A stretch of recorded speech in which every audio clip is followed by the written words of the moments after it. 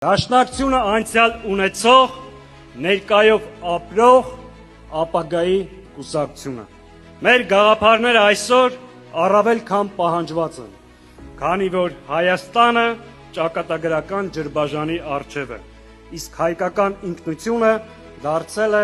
համակարգային հարվածի թիրախ, թե դրսից, թե ներսից։ Մեզ իբրև ազգային ուժ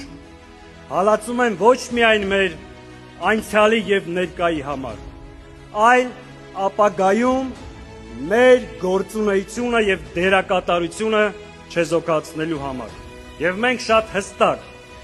թե դրսի, թե ներսի հակահայ ուժերին ասում ենք. դուք կարող եք հալածել դաշնակցությանը,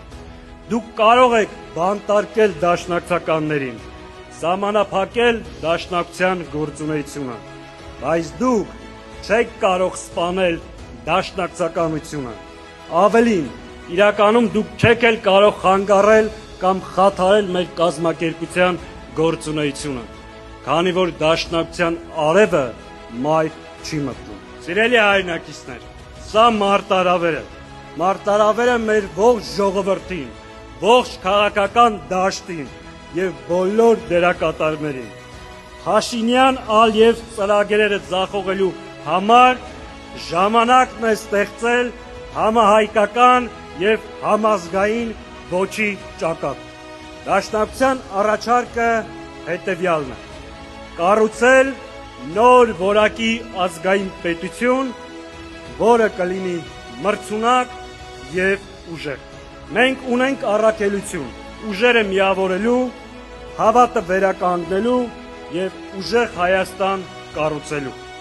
Հայաստան, որը ապրում է խաղաղության մեջ, բայց և պատրաստ է պաշտպանել իրեն։ Մեր բեռը մեծ է, պատասխանատվությունը անչափելի։ Մենք պատասխանատու ենք մեր 135-ամյա կենսագրության առաջ, մեր նահատակ ընկերների առաջ, մեր հայրենիքի և պետության առաջ։ Հետևաբար, մենք սխալվելու, հոգնելու,